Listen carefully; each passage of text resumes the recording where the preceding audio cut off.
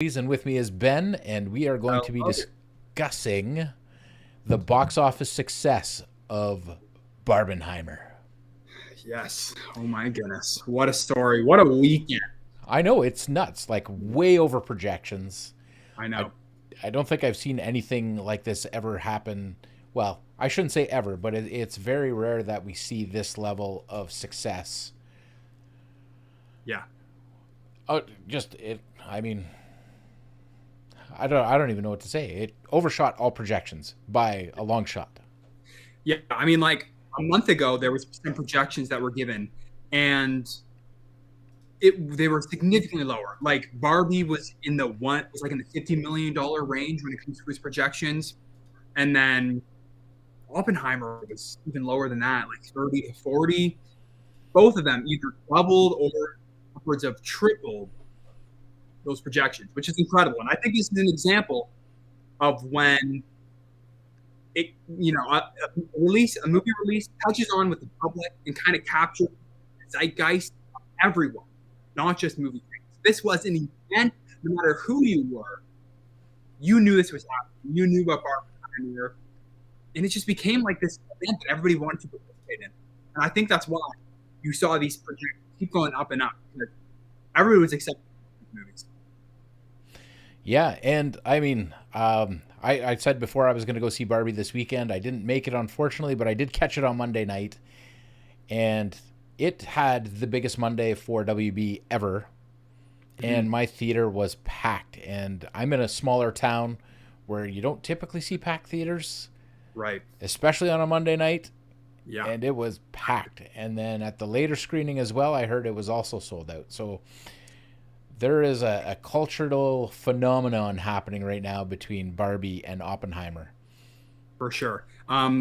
Real quick, Shane, I am getting my audio. Like I can hear my audio. I just want to make sure that's not coming off on the stream. No, I Um, don't. I don't hear it on the stream. We're good. okay, perfect. So I just hear myself. That's all good. But yes, it's really incredible. Like I can't remember the last time. Number one, we had two big major releases like this, and then two, people just like wanted to see both of them, and the seeing both of them became an event. I think, like we were saying last week, these two movies releasing on the same day actually being a huge boost for both of these movies, a kind of unexpected boost because of the internet, because people caught on, because people started making memes about it, and it became a thing.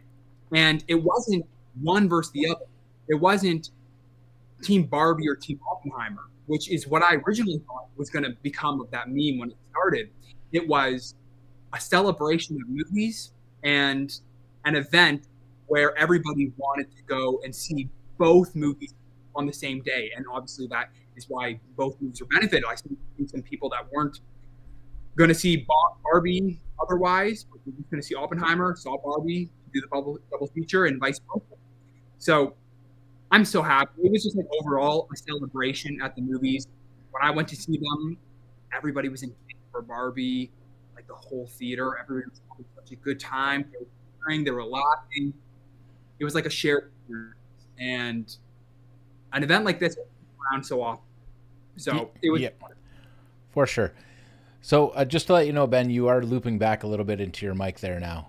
Um, okay. but So yeah, you're right. This was an event. It, society or filmdom or I don't even moviedom took this and ran with it. mhm. There are people seeing both movies same day or going Monday, Friday, and then seeing the movie again, one of the two movies again twice over the weekend. I know one of our staff writers, Justin, actually saw both movies twice this weekend. Wow. Yeah. I mean, I okay, so I saw both the movies yesterday, actually. I was a little bit late to the party. I promised some of my friends that I would do the event with them, and Tuesday was the day that worked. So that is when we went. Um, and even on Tuesday, like it was packed. People are coming out, and these movies are continuing, both of them, to do super well, even throughout the week. They're having incredible holds, and both like very much outperforming. And yeah, I see it at my theater. It's not My theater is not usually packed to the extent that it was this weekend and even yesterday. I don't think I've seen it so packed in a long, long time. And I mean, I mean, this was the biggest weekend at the box office since Endgame. Yes. When collective box office, so makes sense. Yeah, and largest opening for a female director ever, Yep. largest non-IP opening. Well, I mean, it is an Exactly. IP. Sorry, non-movie history IP. And I'm Yeah. not counting the straight to DVD movies that came out in the '90s and through the double O's. Um, this is huge, For huge for sure. Barbie. Yeah. Yeah. I have some other stats here. So this is number one, the biggest domestic opening for any 2023 movie, which is kind of crazy. I did not expect that earlier this year, especially when you consider we had like Guardians 3, we had Mission Impossible 7, we had Indiana Jones 5, these huge movies. And Barbie was the biggest. That's one thing. Yet, like you said, biggest opening weekend for a female director, biggest opening weekend for a movie based on a toy. Mm-hmm. Now that means all the Transformers movies. That's the biggest kind of competitor when it comes to movies based on toys. Yeah. Biggest opening weekend for both Margot Robbie and Ryan Gosling, which surprised me, especially when you think about like Ryan Gosling, how much he's done in his career. His next highest grossing film was actually Blade Runner 2049. That was his second biggest opening, and that was like only $30 million. This was a huge win for him, Yep. huge win for Margot Robbie. And yeah, like you said, biggest opening weekend for a movie that isn't a sequel, remake, or superhero movie, I believe is the stat. And that's incredible. That That's is. really, Yeah. Not Star mhm. Wars, not Avengers, not Oh, Spider-Man, yeah. Barbie. Yeah, and like a largely original. I mean, it's obviously based on something, but a lot of this movie is an original concept, an original story, an idea, Yep. loosely based on the IP. And it's just overall this weekend was super exciting to see original, fresh movies do well because I think audiences are a little tired of a lot of these franchises that are on their fifth, sixth, seventh installment. They want something new. They want something that's going to excite them. They want something from these auteur directors. Yep. And this weekend gave two of them. Yeah. So now, after seeing this, I'm excited to see what Greta Gerwig does with the Narnia movies because she's going to be directing two of them. Yeah, yeah, for Netflix. Yeah. She's put out some comments saying that she wants to continue doing these bigger studio blockbuster films, and she thinks that this is a unique opportunity for her, especially being a successful female director. There's only so many big female directors making blockbusters right now, Yeah. and I think a lot of people are kind of like, oh no, don't leave indie movies. But I think this is really cool. We now have a female director who has entered into the blockbuster sphere and can tackle some of these bigger projects and bring a female perspective to them. And I think Narnia is a great one to start with. Yeah. A little sad that it's going to be for Netflix, but I'm very excited to see what she's going to do with that. Yeah. And, Netflix has put out some good stuff. They put out some mediocre stuff and they've put out some bad stuff. So we won't know what we're getting until we see it. But I have a lot of Yeah, faith now, having seen, for knowing sure. knowing her history of her previous movies and now what she's done with a tentpole film, because this was her Yeah. first.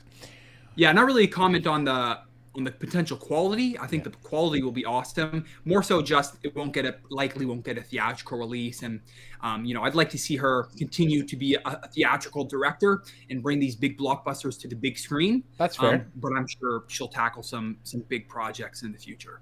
So do you think Barbie's going to hit the 500 million mark after today? Because right now it's sitting just over 470 worldwide. Yeah, no, I think this is just going to keep climbing. Its weekday performances have been incredible. I think because the weekends were largely sold out. So Yeah. this is going to have an incredible. Both of these movies are going to have incredible holds this weekend. I think Barbie will hit 1 billion easily, which is not something I thought would happen. That is actually very surprising to me. Um, but as we got closer and closer, maybe it became a bit more evident. But a long time ago, that seemed like crazy that this movie could hit 1 billion. So, and Oppenheimer is going to do very, very, very well for a Christopher Nolan movie as well. Yeah. So yeah, both these movies are going to make bank. They're going to make a ton of money, and they both have very respectable, like very responsible budgets. So that's going to Yeah. help when it comes to the long-term profitability for both these movies. They're both going to be very profitable. Yeah. And I mean, Oppenheimer's holdover over the weekend, I mean, is still doing almost $13 million on Monday and Mhm. Tuesday.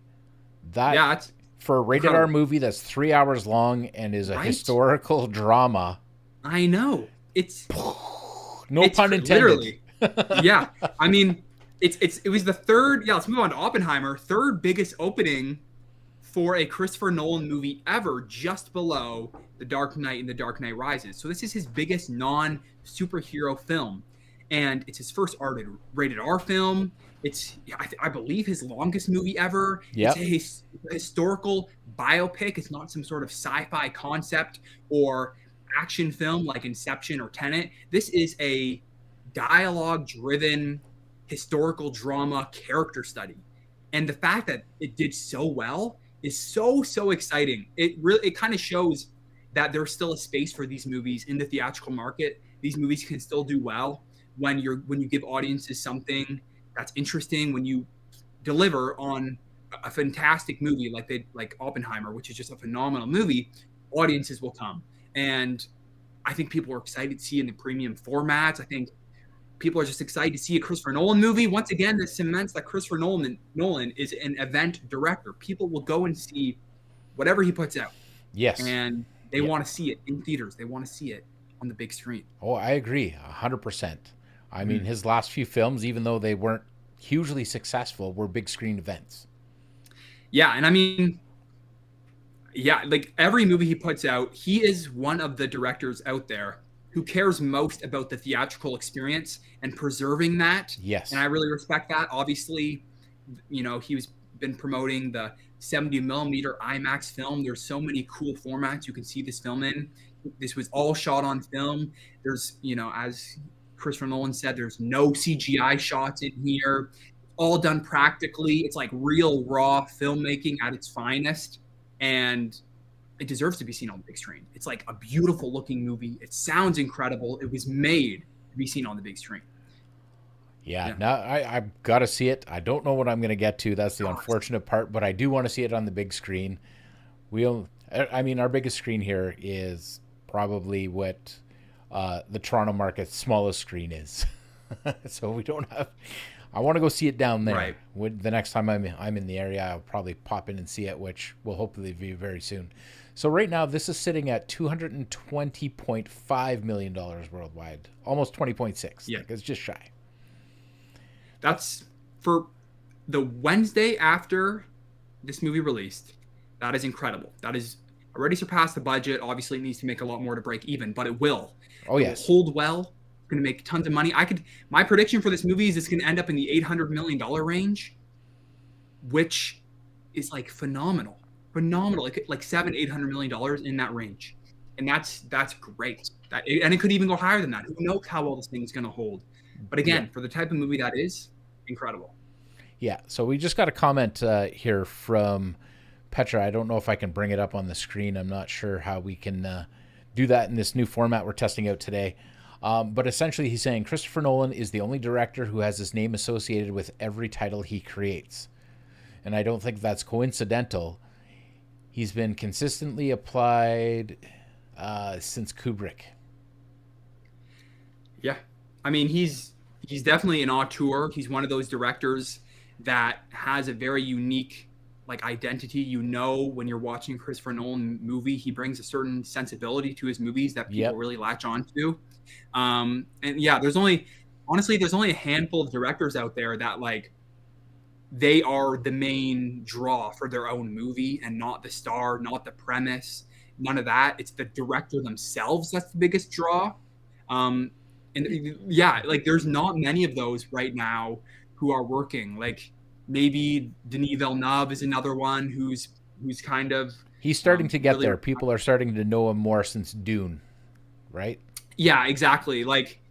Even when a Spielberg movie comes out, I don't think people are really talking about it being a Spielberg movie even as much as when Nolan puts out a movie, right? But yeah, he's definitely one of those directors who people wait, they go to see because it's Christopher Nolan, not because it's whatever movie it is.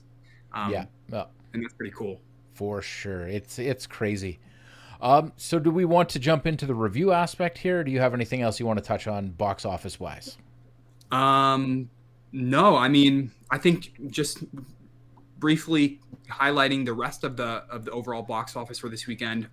Um, all the movies are really continuing to do really well. This weekend, like we said, was the fourth highest grossing box office weekend of all time, just behind like Avengers Endgame, Infinity War, and Force Awakens, those weekends. And Yeah. those obviously were super high because of those individual movies. This is a rare occurrence where two movies both did super well. And there's never been a time in history where two movies have done super well, two new opening movies have done so well in their opening weekend. But the rest of the top 10 continues to do well. Sound of Freedom continues to do super, super well.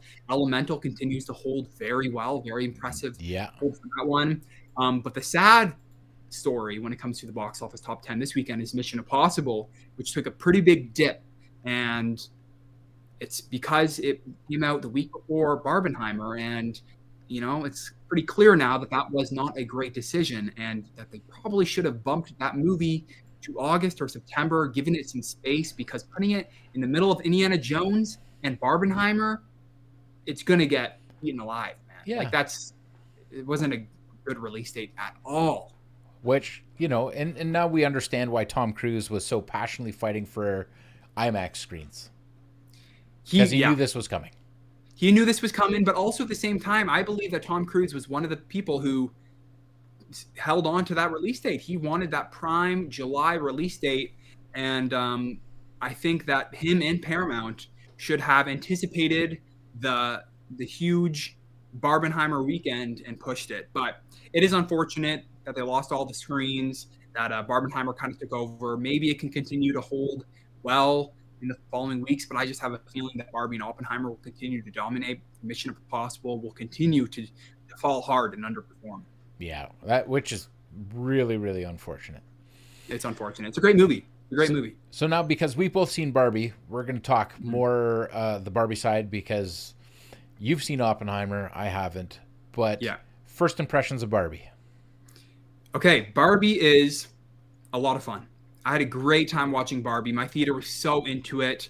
All my friends, we had a great time. It's super lively and colorful and joyful, as you would expect from the trailers. I think that they did such a great job at bringing the Barbie land to life through like the production design, the costumes. It looked so Barbie, like you were just completely immersed into that world. I think Greta Gerwig in an interview said that they were going for like an authentically artificial looking world, and I think they nailed that. It looked like a true, like having daughters, it looked like the true Barbie house with, the fake pool, where they're pretending to eat and drink and the whole like they captured all of that. And that's, if you're watching this, we're going to give some spoilers here.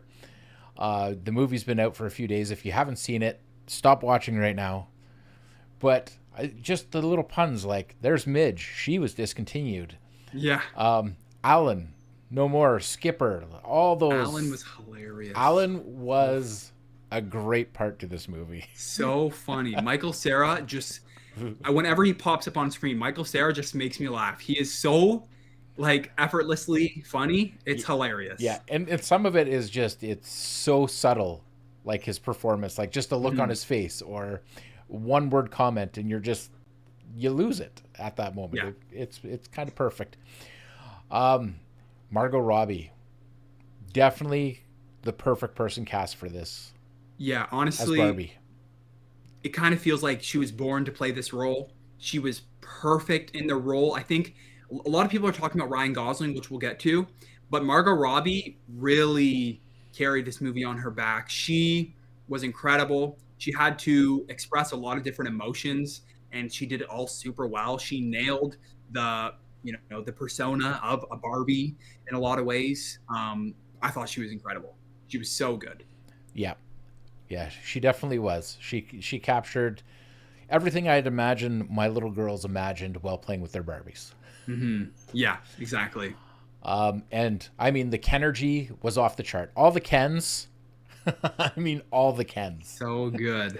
Ryan Gosling stole it, but just the little beach off, it killed me. Yeah. John Cena's cameo. I know. Yeah, that was fun. But yeah, Ryan Gosling stole every scene he was in. Just like the way he played Ken, the little like mannerisms he had, little line deliveries, like they were so funny.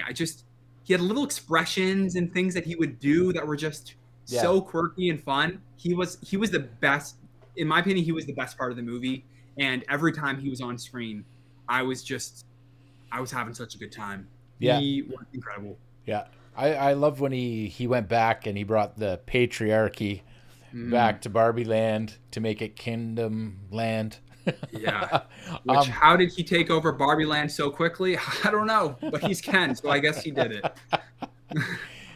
there was just Yeah. and there were so many inside jokes. I know there was a lot of talk specifically about the Snyder Cut joke, which I thought was it's not offensive. I think it's calling out toxic culture.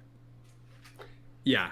I know. I was curious what the joke was going to be. It was such a tame little joke. Yeah. People are getting mad about that, but I thought it was fun. I thought it was a funny little joke. And let's be honest, the Snyder group out there, it can get a little toxic, Some of them. and Some of them. some of them can be Yes. quite toxic. And I thought it was fun to kind of poke fun at them a Yeah. little bit. Yeah, and you're talking to somebody who loves the Zack Snyder movie, Yeah. and I'm a Zack Snyder fan. Right. I can admit it. I have no problem. I love his movies. They don't sit with You got a everybody. Man of Steel poster behind you. Exactly on this side. Hmm. There you go.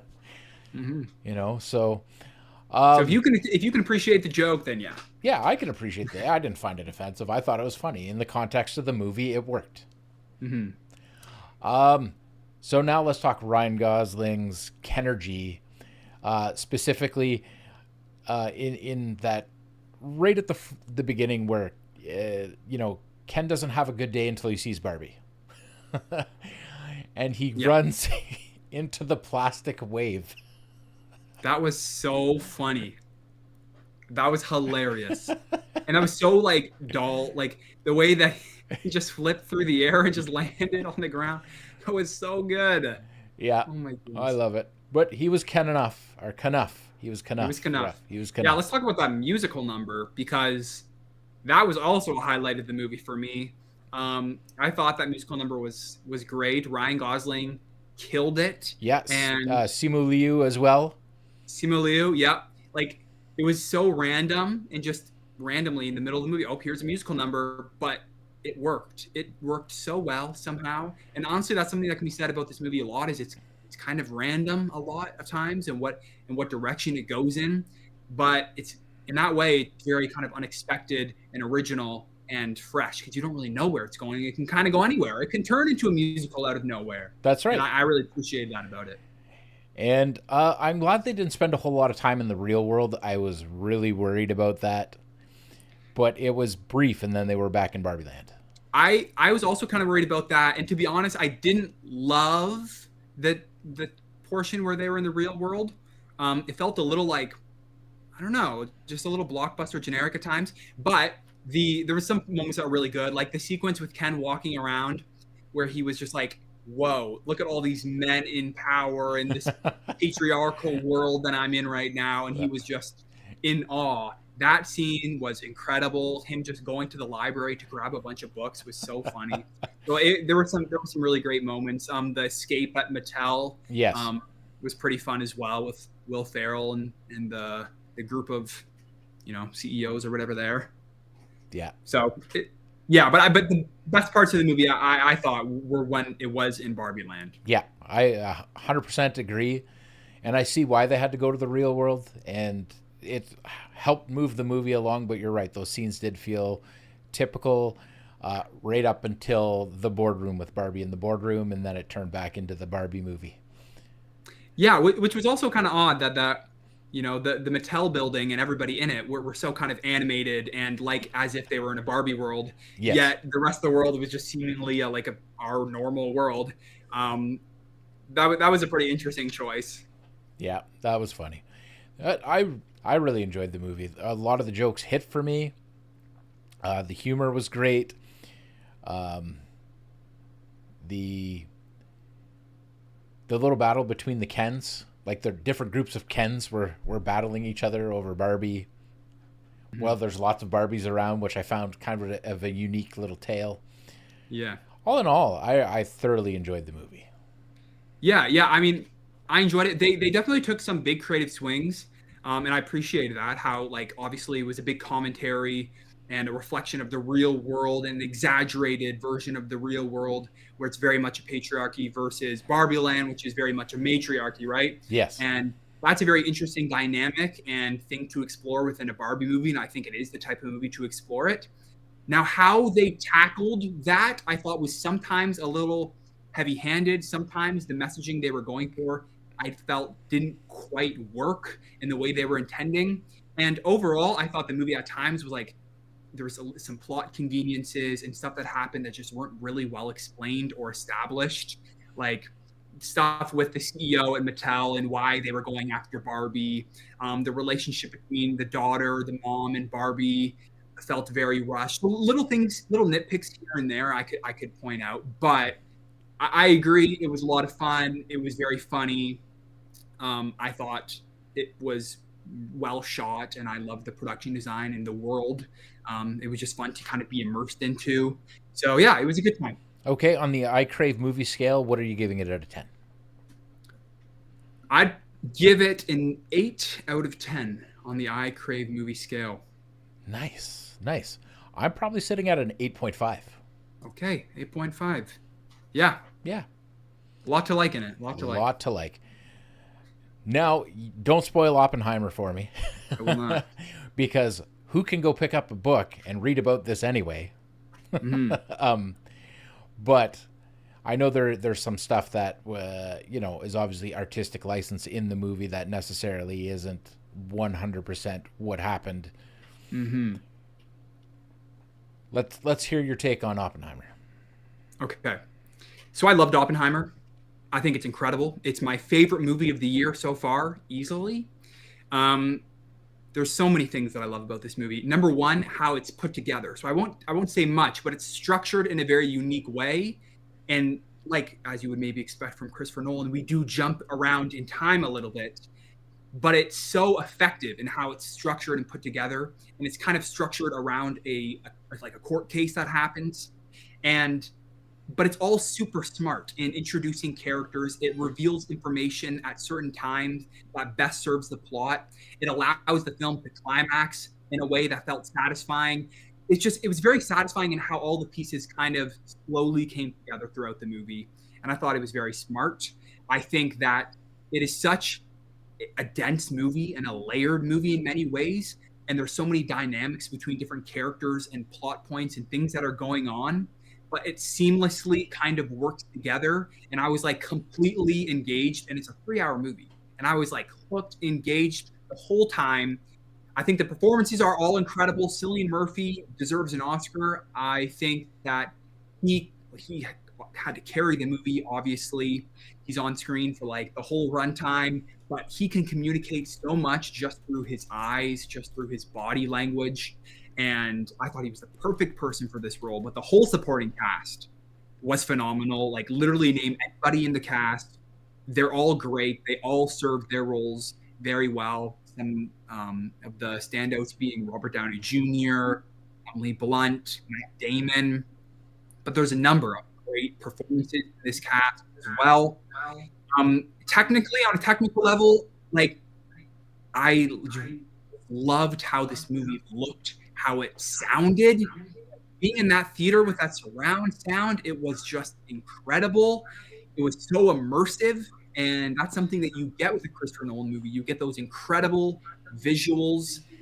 Obviously, he doesn't shoot it like on sound stages or anything like that. He does everything practically, and you can really feel it. So all around, I think it was super compelling, super interesting for a movie that is largely about this historic event and about science and about politics, yet somehow super engaging. The story is relevant and important and invokes a lot of discussion. It is super well crafted all around, incredibly well directed, sharply written, very, very well written and effectively written. Just across the board, this is everything that I want to see in a movie. And I was just kind of blown away. No pun intended. Um, with this movie. I loved it. It's up there in my Christopher Nolan ranking. Yeah, I actually can't wait to see it again, which is not something I thought I would say with like a very dense 3-hour historical drama. I'm dying to see it again. All right. So I know that Cillian Murphy, because I believe that's the Irish pronunciation, has said that if there's a Barbie 2, he wants to be in it. Yes, I saw that as well. He said, "Give me the script." So we might get a real Barbenheimer. That would be hilarious. I think that needs to happen. He needs to be in it. Well, I know that to do it. There was some news in the trades today about Mattel wanting to build more in this Barbie world. Not necessarily sequels, but more Barbie movies. Yeah. Because they don't have to be sequels. No, I mean, and a multitude of other toy movies. If you saw that there was a list going out there of all the movies they have in development based on toys. Yes. Like they announced a Polly Pocket movie. I know there's a Barney, I don't know if that's even Mattel movie. There's a Hot Riders movie or whatever it was called. Hot Wheels. Hot Wheels. Hot Wheels. There's there's an Uno movie in development. There's a How are you gonna do an Magic Uno movie? Ball movie in development. They're really they're going full steam ahead with these movies based on games/toys. And I even saw an article saying that they want to kind of build out a Mattel cinematic universe. I don't know how true that is. I don't know if that's been officially stated or if that's just speculation. Yeah, well, based on some of these dates, I don't know how true it is.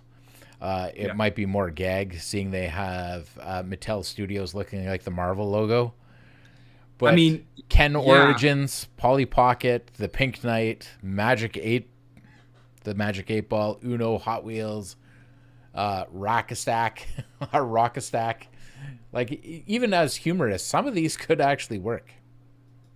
Some of them could work. I think overall, if they actually do end up moving forward with that many movies, that would be a mistake. I don't think that you are going to all these movies are automatically going to be successful just because Barbie's successful. This is a very unique property.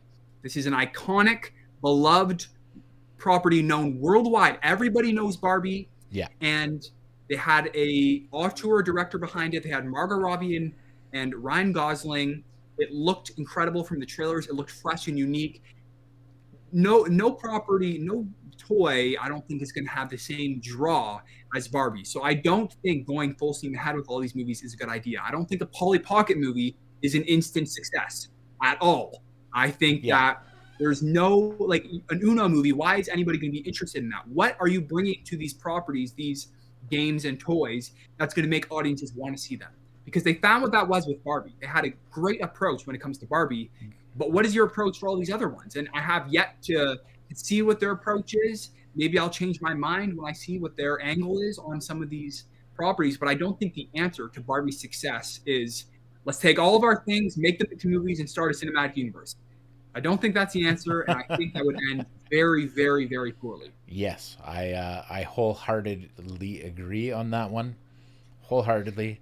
Take your time, figure out what you want to do, make the right plan, and then move forward with it. Yeah, some of them could be successful. I could see a Hot Wheels movie doing well if they make a great car movie, I could see I don't really know beyond that. I can't really think of any that are instantly, IPs that I think could do really well. It reminds me of the Super Mario movie. When that came out, everybody's now like, okay, what video game movie are we going to do next? Because everybody's going to want to make video game movies now that Super Mario did well. But when that people were saying that, what I was saying is no video game has the same draw as Mario. Mario is a worldwide known phenomenon, every generational game, and no game has quite the same amount of, history as Mario, and no game is as beloved as Mario. So no game is going to have the success that Mario did, and I think it applies to this as well. Yeah, even if you look at those AAA tier games that were, the Halos and they've tried a lot of Solid times. Snake, Metal Gear Solid. I mean, the TV series is coming out soon, I think, for Metal Gear on Paramount Plus. But I mean, they've had a lot of misses trying to do the video. They tried to do a Doom video game movie with The Rock and Carl Urban way back, which You know, the best sequence was the single person point of view, but the rest of the movie was I don't know if Yeah, you've seen it. It's on Netflix if you haven't here in Canada. I have not, but I agree. Like they've had a lot of attempts, and all of a sudden, one comes out that's successful, and people think now, any video game movie will be successful because Mario was successful, but it's a very, very different situation. Yeah, Mario is family friendly, iconic brand, made by Illumination, which is just a money making studio. They know how to make a movie that's going to make money. that's right. Yes. It's not going to be the same with these other movies. I think Zelda could be very successful, but I don't think Zelda you're going to see, a $1.3 billion Zelda movie, I Yeah. don't think you're going to see a $1 billion Kirby movie, even within the Nintendo brand, I don't think you're going to see No, any character have the same level of success. I think a live action Pokemon might do very well. I mean, they did a live action Pokemon a couple of years ago. Yeah. And What live action Pokemon are you talking about, Ben? yeah, literally. I mean, that movie, I thought that movie would do better than it did. It only ended up making, I believe, in the $400 million range, maybe even the $300 million range. Yeah, the one that Warner Brothers put out. I know which one you're talking about. Yeah, Detective Pikachu. It only made like 400 something, which is, I think, actually quite low for Pokemon, considering how big of a brand But that at the is. time, it was also the best video game movie released, and it was a good movie. I actually like the movie. Sonic was good. Decent amount. Yeah, the Sonic movies have been pretty successful for what they are. Those became the most successful, like Sonic 2 became the most successful video game movie Until ever made Mario. before Mario came out. Now, obviously, there was a huge gap between them, but the Sonic movies have been actually very successful, and I think they could have been even more successful if they were like straight up animated and made like if they made a Sonic movie completely animated, made it by Illumination was making it. I think you could have seen it even be more successful. Yeah, well, then we wouldn't have got Donut Lord, and I mean, It's true. Donut Lord. Yeah, that's true. And Stretchy Lady or Bendy Lady. Yep. I can't remember. Great voice cast. Ben Schwartz, I believe, voiced Sonic. Yeah. Perfect. And Perfect. Schwartz. Yeah. Yeah, he's great. He's perfect for Sonic for sure. Yeah. All right. So, do we want to predict what's coming out this weekend while we're on here talking box office? Well, this weekend, What is like coming box out this office weekend? wise, yeah, we got Haunted Mansion coming out this weekend, That's which right. I've given my thoughts on, and my review is live on the channel right now. You can go check it out. I enjoyed the film. I don't think it's the most memorable film in the world, but it's lighthearted, fun. It's a nice little scary movie, a good entryway into horror movies for kids. Okay, let me ask you this, yeah. because I go watch his full review. But should they have waited till October to release this? Oh my goodness. Okay, yes. I have many thoughts on this, and I even mentioned it in the review. I don't know why them releasing this movie right now is such a terrible decision. Originally, The Marvels was going to release this weekend, which would have been a disaster, would have got eaten alive by Barbie and Oppenheimer. Yes. Same thing's going to happen with Haunted Mansion, and I know why they're doing it. I believe they're doing it because they were trying to capitalize on the summer summer movie season, get a good chunk of change this summer, and then it'll be perfectly timed to hit Disney Plus come October. And then boom, they can get a big boost on Disney Plus by releasing it there on Disney Plus in October or late September or whatever. I believe that's what their process is. Their thought is behind this is they can get the best of both worlds. But I think that is not the best approach. I think it would have been smarter for them to release this in theaters closer to Halloween to capitalize on that season. I think at the end of the day, making money theatrically is more important than getting some people to watch it on Disney Plus. And I think people will watch it on Disney Plus whenever it shows up. Get it in theaters when it's the Halloween season. It's a great option for families. They would have gone and seen it. Same thing with Hocus Pocus 2. That should have been a theatrical release. Well, I don't get why they're releasing it now. It's going to get eaten alive. It's going to. I'm predicting it now. It's going to be a huge bomb, maybe the biggest bomb that Disney has this year. Which is saying a lot because of Indiana Jones. Yeah, no. Indiana Jones has double the budget that Haunted Mansion has. Yes. Even still, Haunted Mansion has a $150 budget, which is I would say a bit too big for the type of movie that it is. But even still, I think it's probably gonna be the biggest box office disappointment that Disney has this year, because I don't see this opening any bigger than $20 million this weekend, or Yeah, that's gonna hurt. like, I don't know what the projections are right now. Maybe it can get upwards of 30 or something like that. I'm actually curious what the projections are, but I don't see this doing well. I don't think it will. It's not catching on. Nobody's talking about it. The projections are from 22 to 36 million, so kind of around where I predicted. From 20 to 30, which would be bad. I predict it'll be in the lower range of that, in the low 20s. I think this could be the low $20 million opening. I agree. This is when teens. they should have waited. They should have released it in October and then held off from Disney Plus until next October, 2024. Yeah, I mean, October. I have a lot of thoughts about Disney Plus overall and their approach with their movies. I think that recently they've been prioritizing Disney Plus over the theatrical market in a lot of ways. Less so, to give them credit, they've been giving their movies more of a theatrical window as of late. Elemental is getting a very extended theatrical window. Yeah. If this was 2 years ago, it would have already been on Disney Plus. Well, same with the Little Mermaid, right? Same thing with Little Mermaid. There's no Disney Plus date yet for the Little Mermaid, and that came out in May. Yeah. Probably going to be the same path for Indiana Jones. So I think since Bob Iger has come back, they've decided to give, they've come to their senses and decided to give these their proper theatrical windows. But overall, I think the prioritizing of Disney Plus over theatrical is not going to work in the long run, and ultimately it's just going to hurt them because they're not making as much money in theaters, and they're training their audiences to not go see them in theaters. Yeah, they got to hold it off for at least a year, is my opinion. We talked about this before on another video. So, Haunted Mansion, just over 20 million. Your prediction. I'm going to agree with you. Should have waited. But I think that'll wrap up today, Ben.